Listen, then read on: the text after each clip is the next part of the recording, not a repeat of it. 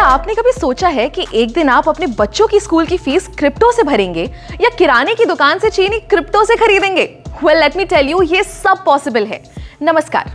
क्या आप भी हर जगह bitcoin, crypto currency, digital wallet जैसे शब्द सुन सुन के थक चुके हैं मगर समझ नहीं पाए कि आखिर ये है क्या? डोंट वरी, मैं पलक यादव आपको बताऊंगी कि आखिर ये क्रिप्टो क्या है। जी के डिजिटल शो में हम बात करेंगे आज डिजिटल मनी की।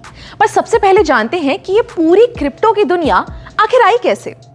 सबसे पहले था बार्टर सिस्टम, जैसे गेहूं के बदले जूते, आम के बदले सेब या नमक के बदले चाय। मगर क्योंकि ये सिस्टम में बहुत सी दिक्कत थी, जैसे कोई आम के बदले सेब ना ले तो फिर मुद्राओं का इस्तेमाल शुरू हुआ। सोने के, चांदी के, तांबे के और भी तरीके के सिक्के इस्तेमाल होने लगे। पार्टीशन से पहले भारत में दमड़ी, टका, पाई, आना, दमन्नी, चवन्नी, अठन्नी और रुपए के सिक्के चलते थे। मगर सिक्कों के भारी वजन की वजह से उनको लेकर इधर उधर जाना बहुत मुश्किल होता था, इसलिए पेपर करेंसी यानी नोट आना शुरू हुए। अब नोटों का इतिहास तो हम जानते ही हैं।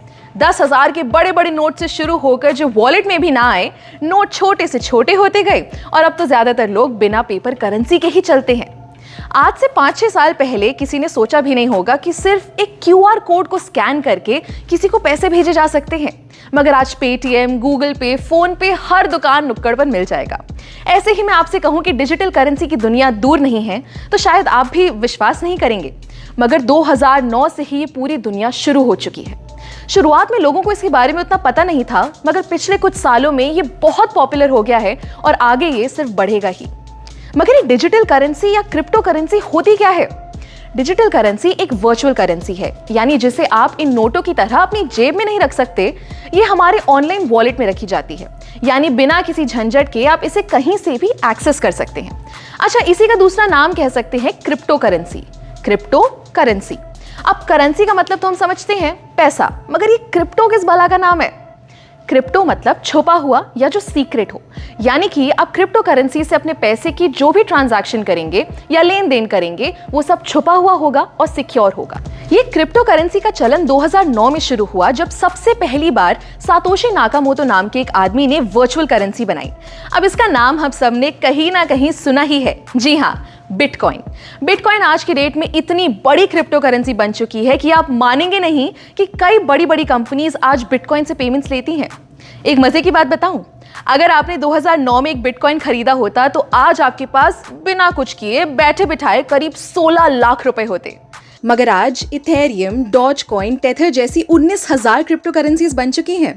इन करेंसीज को हम खरीद सकते हैं, बेच सकते हैं और चाहे तो इनमें इन्वेस्ट भी कर सकते हैं। अब ये तो हम समझ गए कि क्रिप्टो करेंसी एक तरीके के ऐसे पैसे हैं जिन्हें हम छू नहीं सकते, मगर अगर हम इनसे खरीदेंगे या बेचेंगे तो इसे कोई कंट्रोल कर रहा होगा क्या? जी नहीं। यही खास बात है क्रिप्टो करेंसी की। इसे कोई थर्ड पार्टी जैसे कोई बैंक या कोई सरकार कंट्रोल नहीं करती, यानी कि ये डिसेंट्रलाइज्ड होता है। पूरे ट्रेडिशनल बैंकिंग सिस्टम को तोड़ते हुए क्रिप्टो की ट्रांजैक्शन सीधे एक वॉलेट से दूसरे वॉलेट में होती है। क्रिप्टो करेंसी को पहले उतनी मान्यता नहीं मिली थी। भारत जैसे कई देशों में इसका इस्तेमाल बैन था, मगर धीरे धीरे बहुत से देशों में ये लीगल हो चुका है। मार्च 2020 में भी इंडिया ने क्रिप्टो करेंसी से बैन हटा दिया। यहां तक कि हमारी फाइनेंस मिनिस्टर निर्मला सीतारमण ने 2022 के बजट में डिजिटल रुपी लॉन्च करने की बात की है। जी हाँ, भारत की पहली डिजिटल करेंसी। आरबीआई द्वारा लॉन्च की गई ये करेंसी रुपये के बराबर होगी और इसे फिजिकल करेंसी से एक्सचेंज किया जा सकेगा। है ना कमाल की बात? दोस्तों, क्रिप्टो की ये दुनिया जितनी बड़ी है उतनी ही इंटरेस्टिंग भी है, तो इनके बारे में हम जितना जाने उतना कम रहेगा। अगली वीडियो में हम आपको बताएंगे क्रिप्टो से जुड़े एक बहुत अहम चीज के बारे में जिसका नाम है ब्लॉकचेन। तब तक के लिए स्टे ट्यून्ड और देखते रहिए जी न्यूज़ डिजिटल।